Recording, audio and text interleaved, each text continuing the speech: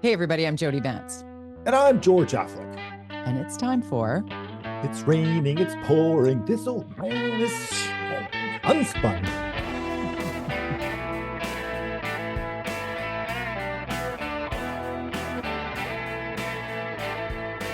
Rain. Oh, beautiful Holy, rain. It just seems so normal for it to be raining like this in January in Vancouver.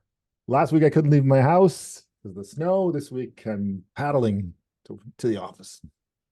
You know what? It was actually Linda Steele who often references the fact that this is not like Edmonton and it just so crappy here when it rains like this. And I'm like, well, I mean, it is a rainforest, so welcome. But it's like, oh my God, it's just supposed to rain for weeks. I'm like, well, it is and isn't, because it's going to be sunny with a chance of showers or showers with a chance of sunny breaks. Like that's pretty much what it is till July. And then it's hot until October, and then it rains again. So starts all over again. Yeah. Sunny days and sunny ways at park board meetings, George. The park board transition is happening. We're going to get into that. The press releases are coming at us so fast and furious. It's hard to figure it all out. But let's start with the nuts and bolts of the blowback that Mayor Ken Sim is getting for his want to dissolve the elected park board, even though it's an ABC elected park board majority. How those park board members have like turned around and gone, what? And gone independent. They're like, it went nuclear. It did. I know. And we talked a lot about that. And I was surprised that there wasn't a backroom conversation with those park board. When that happened, we talked a lot about that. I mean, Jody, the park board is the gift that keeps on giving. It's just, when is it going to normalize? And I think the intention of Ken Sim and ABC is to just get this organization normalized and effective. But as we talked about before, there are rabid supporters of the park board. And the key, as I have said before, to political safety for Ken Sim is the speed at which the province can make this happen. And that's kind of the conversation we're at now. So today, I think they held a big press conference. Ken Sim in his jeans and his purple sneakers. He's super cool. Super He's bringing cool, the dude. swagger. Right on, man. It's a world-class swagger. Yeah, swagger dagger. Yeah. Oh God. Anyways, whatever. Whatever. I don't want people bitching about what I wear, so I'm not going to bitch about what he wears. That's true. That's true. You know, I have a little bit of that. Somebody was giving me grief over the color of my hair. Like, went out of their way last week to email me directly to tell me that he would prefer it if I had more highlights in my hair. And I said, what an interesting email to receive. And then he emailed me again to double down on his explanation as to why I should have blonder hair. And I said, this is an incredibly unkind email. So I'm moving into 2024 trying to just, I can have opinions about people's position. I can debate on things, but I'm going to try and steer clear of commenting, because I was landed. I'm like, who does that? So as much as I want to be pulled into what the mayor of Vancouver wears, I'm just going to be like, leave the mocking to me, Jody. I'll take care of that. Okay, I'll leave the mocking to you, George. Just don't mock me, all right? All right, buddy? No, because I know that women in television, it's brutal. Like, it's ridiculous, the kind of comments. If you've ever worked at a newsroom and seen the kind of comments that women in broadcasting get versus the dudes, it's ridiculous. It's ridiculous. You got these guys who look like shit on TV. They like shave or, dude, like, but nobody cares. But man, yeah, you dye your hair, wear the wrong shirt. It's ridiculous. Anyways, we digress. We digress. So back to the park board. So, okay. So the transition team, the volunteer transition team has been announced. I think there's 8 members on it, a bunch of city councilors, the chief of staff, a city manager. We could rattle off the names. But former Vision Park Board commissioner. Interesting. The transition to ABC becoming Vision is complete. Got your thumbs up. Turned off those things 9,000 times. I can't believe I just got another thumbs up on my okay. video. Most of our viewers are listeners, so that's okay. Okay, sorry. She's getting the thumbs up with her auto-generated segment on her app. So yes, so that's interesting to see former Vision person as the on this transition committee. But the transition means nothing unless it actually happens. But see, I mean, put a diverse group of people who will have to answer to citizens and taxpayers about what happens, because there is an internal parks wing of our municipality. Like, they are a part of it. And seeing the propaganda pop up about how, oh, Mayor Sim is now going to sell off all the parks and develop everything. There's going to be 40-story buildings on every park in the city. It's like, no, it's not. And we have to remind our listener, this is the spin versus unspun. And we've said this since day one. You've taught me so much about municipal politics, George. And the big one is the mayor's just one vote, right? And having a majority, having a super majority is a lot of power. There's no question.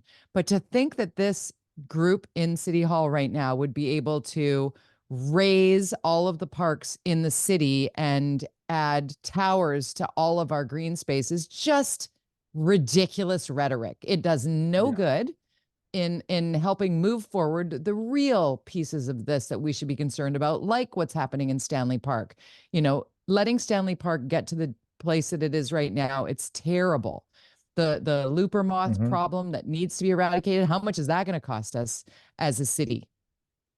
Well, to get we rid of could make money 120,000 potentially. trees. Who knows how much they're selling the trees for? I'll be curious to see the financial statements on that specifically, because cutting down trees, unless these trees are completely ruined and dead, but generally you can make a lot of money off of trees. So they're cutting down half the trees in the park. So I'll be looking for the transparency on that. Regarding ABC though, what's interesting, and you said that the park board split at the top.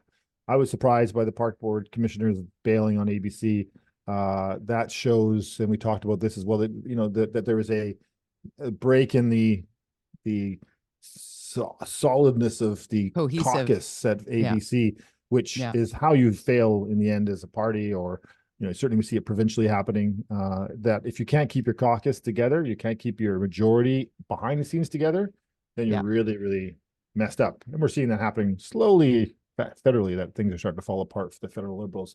But and you've said that since day one of this podcast. Yeah. If you can't keep your people in line behind the scenes, it's one of the things that, love them or hate them, and most would agree that right now the Republican Party in the United States is a little bit of a nightmare.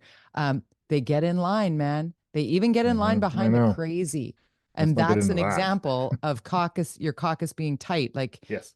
Behind the scenes, they're all looking at each other going, this guy, really? That's what we're doing? And in front of the cameras, they're like, I love this guy. And it's like, oh, Jesus. They so stay in line. Politics, right? But so the park board.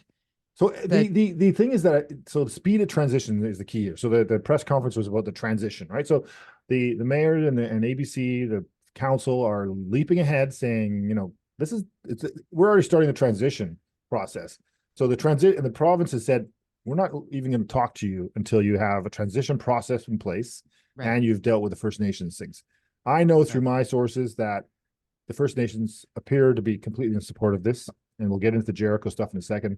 And staff are fully engaged in the process behind the scenes. This is the competency will be clear of the city staff on how they develop the strategy to do this. And they have been, I think, city staff have been wanting to do this for a long time from an administrative point of view. So I think so, because it's duplication. Engaged. Yeah, they're fully engaged in presenting a robust report very, very quickly, so that the city can take that to the province. So the province, if they tick those two boxes and they can do that quickly, there's no reason, the province would have no reason not to ratify this. This is coming as a request from the city. Politically, what's the damage that this will, give Eby? Very little. And I would say that probably for the most part, even though there's a lot of people that are loud about the park board and it can become very political, are they a majority? Aren't most of us, as you and I are, frustrated by the quality of our parks and the stuff that we have in our parks? And if ABC continues to hammer that as the main focus, look, you just have to say, people, let's look at the pool, the kids' pool. Let's look at the walls falling off at another pool. Let's look at the fact that we haven't built a full service community center since 2008, except for a senior center in Southeast Vancouver. We haven't built a community center. We haven't made any parks that much better, except for one, the downtown park. How long did that take? 12 years to do a teeny little park downtown, which is an amazing park. It's a great park, I must say, but 12 years to build a postage stamp park, like, ridiculous. The incompetency of park board, which you and I talk a lot about, and it's mostly political incompetency that we've faced, and I feel for the staff. And they did get asked that question today in the press conference by, I think, Mike Howell, saying, what about the staff? Mike Howell from Vancouver's awesome. And they said, well, we're getting Paul Mokry, the general manager of the city, said, the city manager, we're gonna make sure that, I don't think any staff will be lost. I think that in fact, if you go look in the listings of jobs open at the city of Vancouver, there's a lot of jobs. So I don't think there'll be employment issues. I think they'll embed all those people into the administration. So, but if the park board, if they can't get this passed by this spring, and it starts to build, and you got you've got all these former commissioners, you've got a lot of loud people. Can I jump in on that? Yeah. Because I have respect for some formers, but not many, because continuing to do what hasn't worked is literally, and expecting a different outcome is literally the definition of insanity. So the almost shrill level of "how dare you" coming from the former park board commissioners, some of whom I consider friends. So I don't mean, let me say, with due respect, I say, if you have to scream your point of view, you might not be coming from a place of actual fact. Like, you don't really have a leg to stand on when all you can do is shout insults, because it's kind of gotten that way. Like, my DMs were filling up so quickly with people saying, what about this? And what about this? And what about that? Wanting me to use my platform, or you be able to say here or on the radio or whatever, because, we have sources, we have people we communicate regularly with, to understand the story, you want to find out from numerous people coming from various positions. Like, that's part of the job, is to gather as much information and then do due diligence and then I have an opinion on it. I think my opinion is pretty clear when it comes to wanting our city to be at its polished best, while also keeping in mind taxes and the want to create a greener way of going about it. Does that mean, like, taking it away from parks, something that you and I have talked about a million times, is like cleaning streets? Oh, well, that's not good because it wastes water. Yeah, but now our streets stink of urine because we don't have bathrooms for people, and homeless people have nowhere to pee. Like, there's common sense in here somewhere. So a super shrill former park board commissioner screaming down the current park people doesn't help the parks. That's what really pisses me off, is that there's nobody actually coming down the center on this in a way that's super meaningful. Everybody's just like, it's either really bad or it's the only way to go. And it's like, I wish somebody would just come down the middle and say, here's how it's going to work. Here's how much it's going to cost. Here's who's going to lead it. Here's our promise to not build like crazy, reckless, abandoned developers with a big set of scissors cutting through red tape because they've got an in at City Hall. Like, address all of the things that people are accusing you of, and actually write it down and say, yeah, here's my promise. It's certified that I will not do that moving forward, because the bunch of spin and spin and spin, it's so I agree. exhausting. And I think you and I have always kind of been on the center of this. And I think that because I understand, I'm challenged by the democratic process of this, but I'm also, as you are, passionate about our parks. I think it's interesting to watch John Cooper as one of those people who, he's a good friend of mine. We worked together a long time. And here he is coming out of retirement and on that pro park board bandwagon. But I'm also torn, because I know John was a really good, park board commissioner, but he was also a victim of the chaos that we talk about. He couldn't get anything done. He had chaos within his own party. He had chaos with the park board in general, as far as how they administer or how they manage. He ran for mayor and was unsuccessful. Yeah, but I think it's just, he speaks, okay, John, I know I love the park board, but you are also if you care so much about the park board, think about how many years you were frustrated because of the structure of the park board. Exactly. It's an interesting dichotomy that you're defending. Should think about. I know you care about it, but if you care about it, shouldn't you also care the fact that it's not working? And it's because it's political, 100% political. That's why it's not working. And the park board and the city can't get along. And there's so many just the roads and all that stuff. It just doesn't make any sense. And the history doesn't just because it's historically there is not a good enough reason. Democratically, it's a unique situation. I understand the democratic process, and this doesn't seem right. But you have a choice in 2000 in the next election to boot ABC out if you don't like what they did. If you don't, I mean, they're going through their process, and yes, maybe they didn't make this as a promise, but promises an election, the non-promises an election.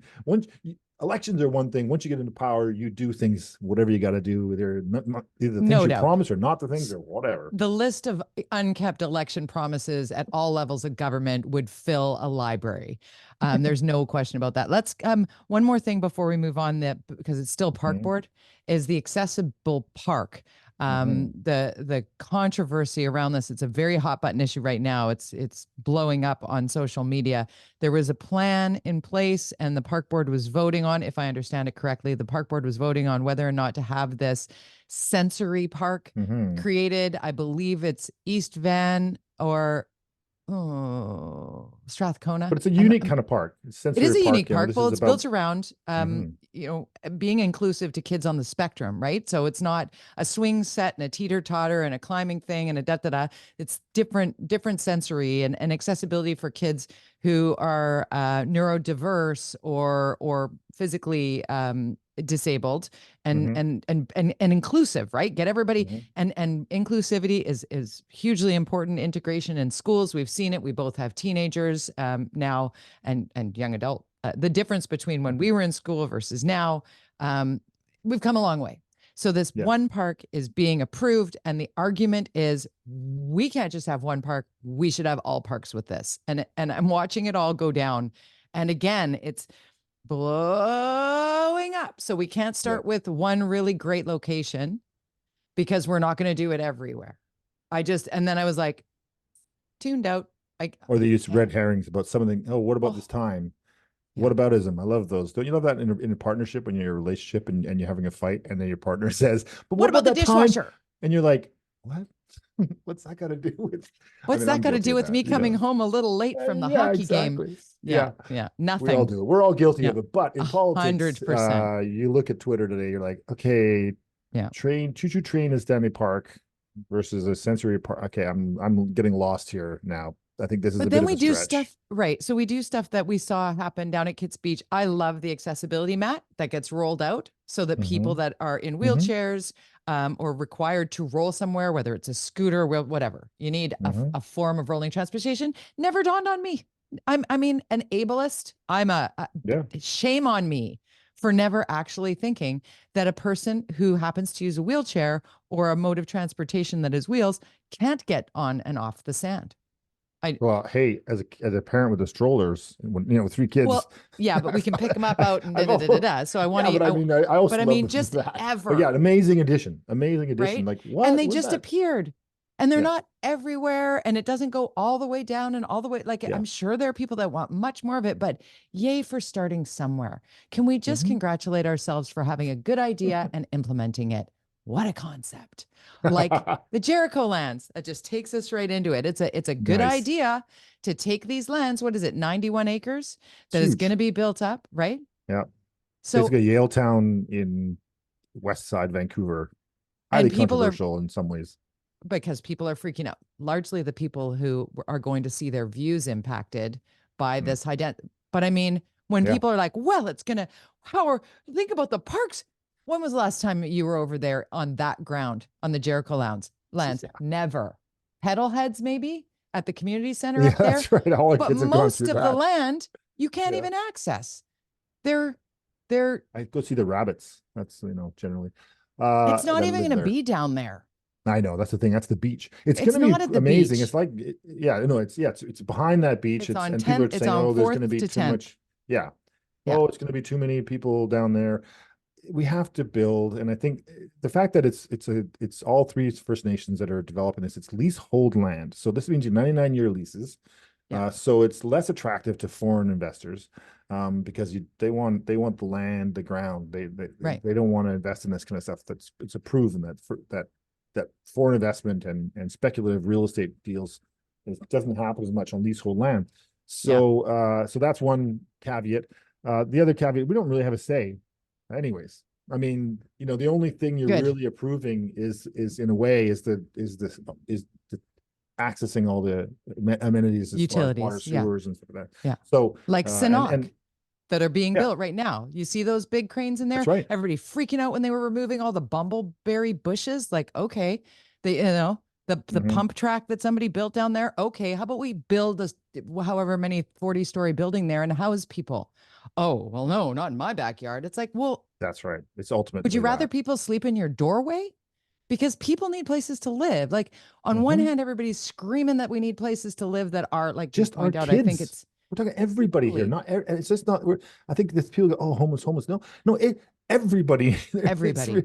My kids, your kid. There's nowhere. My kids, they're living in these places. It's ridiculous because there's nothing available. Nothing because we have not kept up with the supply. And I know people hate the supply and demand argument, but that's what it is. That's what We're it not is. Building enough. We're not of all. And I like what you said about foreign investment as well, because being that it's leased land, that leaves it more available and more affordable to those who 20% generally cheaper.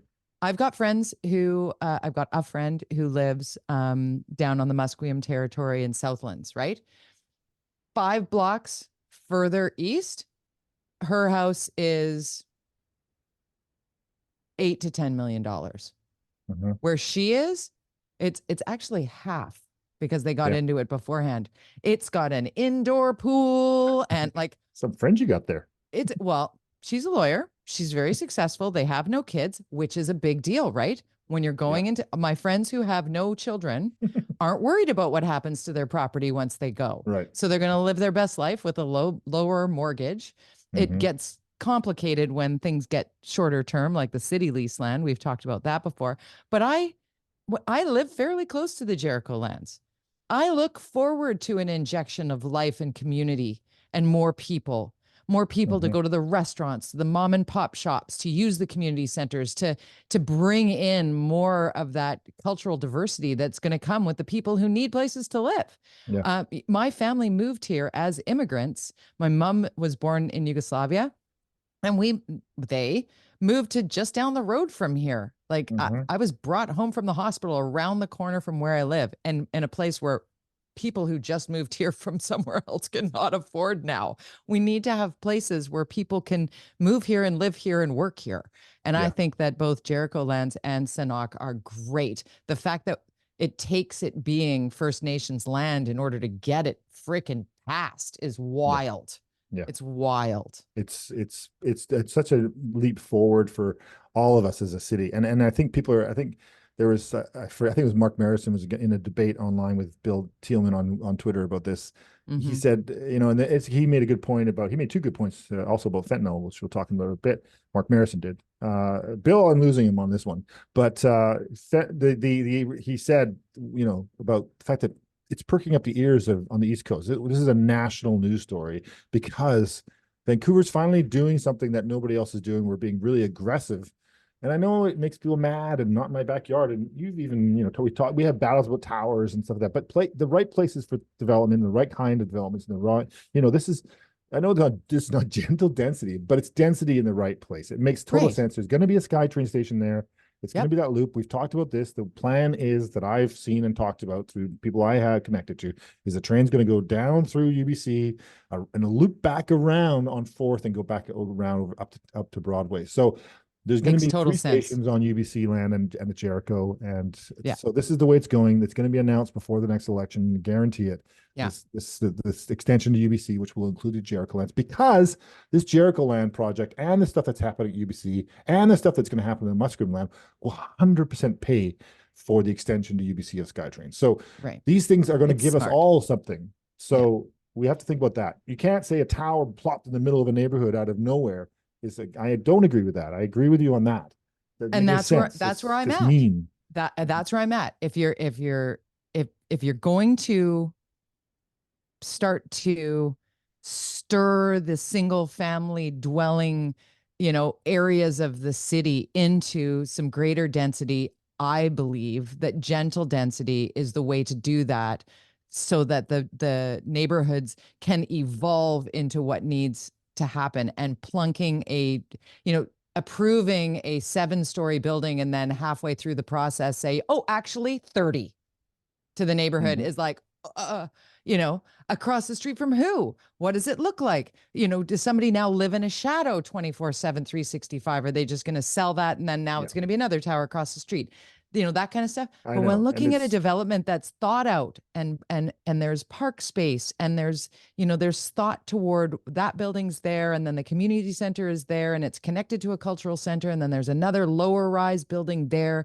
There's a one that's more of a walk through area for people that want to have doors that open together into a central sort of courtyard that'll be better for kids that'll be able, in reading about it, I thought, somebody's really put some significant thought into what it will be like to live there.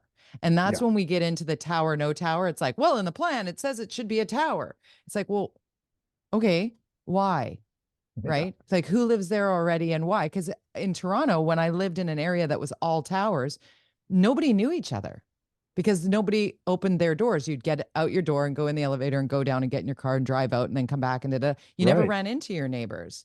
And here I run into my neighbors because I park my car on the street and I'm like, hey neighbor, da da da da da Hmm. da Hmm. before I pull my bags out and whatever and go get into Yeah, my there's little also condo. the Yale Town concept and the Olympic Village concept where Yeah. eyes on the street, right? You have Yeah. doorways to homes on the street, so not everybody's walking I into a love your tower. space. I love your So, space. It does not yeah, feel like a exactly. tower, man. I've You never know, been to your house before until a couple of weeks ago. Thank you for dinner. yes. But more like that for sure. Yeah. And both of our houses are very stacked and tight and, Hmm. they're anything but palatial. But when compared to some of the little safety deposit boxes in the sky that are around downtown Vancouver, we're very fortunate with their square footage. Build up, build. Hey, Yeah. I just want one thing on that. By okay. the way, just just to keep things in perspective. You're not going to wake up tomorrow morning and Jericho's built. We're No. talking literally our kids will be retiring Yeah. when this 30 neighborhood is years. finished. It's a long time. Yeah. And We'll be 80, George. yeah, I'll older, but I'll be pushing 90 when this I'm going neighborhood's to finished. need that So SkyTrain. I'm going to yeah, be a hop on, exactly. hop off lady Your with my neighborhood will be scooter. all different by that point, I'm sure as well. But Yeah. anyways, it's just that I think there's this immediate leap that, oh, this is going to be built like next week. It's No. going to take a long time. Right. Senok is happening fast though. Yeah, but that's quite small comparatively. Yeah. No, but Yeah. I mean that in a good way. Yeah, yeah. Like we're going to see Hmm. those buildings built and people will live in them and that'll Yes. take some of the pressure off and hopefully Yeah. other places will be built. I am seeing, just as an aside, more cranes in Vancouver. There was a time I only saw cranes in Burnaby and Richmond and North Van, Hmm. right? Everywhere I drove, it was Crane Central. And then I get into Vancouver and there'd be none except for along King Ed, 25th, right? Yeah. Where all of those low rise buildings have been put in to replace the single family homes along West King Ed. Anyway, we could go on forever. I want to get to Yeah. one more thing. We only have 2 minutes here, but Oh my God. We got 6 I things on our know. list. I know we've got so much. We got Polyev was in town. Ellis Ross is going to be a conservative at the federal level. Tucker Carlson hanging out in Alberta. But I want to sneak in this Yes. BC restaurant, Save BC Restaurants, because I know with small business, you and I have talked about this, the CEBA loans and Hmm. all of the pressures. So Ian Tostenson at the BC Restaurant and Food Services Association and Mark von Shelvitz from Restaurants Canada. He's the Western Canada VP. So these two guys have joined forces and they created this thing where they've pulled together all the regulations that are holding restaurants back from recovering from the pandemic. Like they're the least recovered industry and the most impacted, really, and on short notice impacted as governments were figuring out the reaction to COVID-19. And so they've condensed all of the regulations, municipal, provincial, and federal, into a menu form like unhappy hour and unappetizing and the special sheets, the not so special sheets, where they've identified all the regulations with an M and a P instead of, vegan or vegetarian. It's like, this is municipal, this is provincial. Like there's a layer Cool. of regulation about having a patio, and then there's a liquor regulation that's on top of that, and then there's a permitting thing on top of that, and then there's another red tape and another red tape. And they were thinking that the governments perhaps were unaware of how many duplications within there, and they're all Hmm. different ministries or arms of governments. They Yeah. maybe don't even know the ones that have been there Hmm. forever that are Hmm. obsolete now, and just really they've started this It's the first of a number of town halls that we did yesterday. They asked me to moderate when I say we, because I do feel strongly about the restaurant industry. My significant other is a chef, and I went to culinary school. I've worked as a service industry, front and back of house. I love it. And I'm sad when I'm watching my local restaurants shutter with no notice because they can't deal with all that you and I have talked about with small business, with you at Curve Communication, just, you know, a next level of that. 54% of restaurants in BC right now are unprofitable. Yeah. 54%. It's, and I would say right now, probably the same number of small businesses are unprofitable too. It's tough out there. I would get some hope when I talk to people who I know in the real estate industry, and I have a few clients in that space, and there's optimism for 2024. They're seeing some numbers that are making them excited about, you know, the year ahead, because last year was pretty tough in general, I think, for most small businesses, and I think we were assuming it was going to be a bad year again, but I'm hopeful, and hopefully that also, because restaurants are the first thing you kind of go, I can't afford to go eat out as much, which of course there was a wave post-pandemic when everybody ran out and ate quickly. Oh, food, yay, restaurants, and then it kind of tapered out. And you know, I think staffing and supply chain and wildfires and floods and fuel prices and leases coming due and highest and best use property tax. And I mean, there's just so much of it, and exhaustion. And it's just like, it's not worth it, because the razor thin margins that were in effect before the pandemic are now basically gone. And it's, so trying to grab the attention of government again. Anyway, that's it for this week. So we're following you. Wow, that went fast. Clearly a park board is an issue. Right. Jesus. You can follow along at George_Affleck at George_Affleck on Twitter. A great follow on Twitter, I might add. I'm at Jody Vance, Jody with a Y, at Jody Vance. unspunpodcast.com. Like it, share it, subscribe to it, tell your friends about it. And apparently our cool name is so cool that the BBC has stolen it. I'm getting my lawyers on it. Do it. Unspun. That's their coverage of the crazy US election cycle. The BBC. Oh, Jon Stewart's coming back. There's some good news. Right. Oh, I'm happy about that. Yeah, that's going to be it. Yeah. All right. Somebody was on Twitter saying that that's such a desperate move. I'm like, I think it was more like they backed up a Brinks truck. I think it's an important voice. I think in 2016, we're digressing again, but I think in 2016 we might have seen a different outcome if I mean, Amanda Jon Stewart hadn't left. Jon Stewart hadn't left. Yeah. We'll see, but let's not get into that. Bye. No, see ya.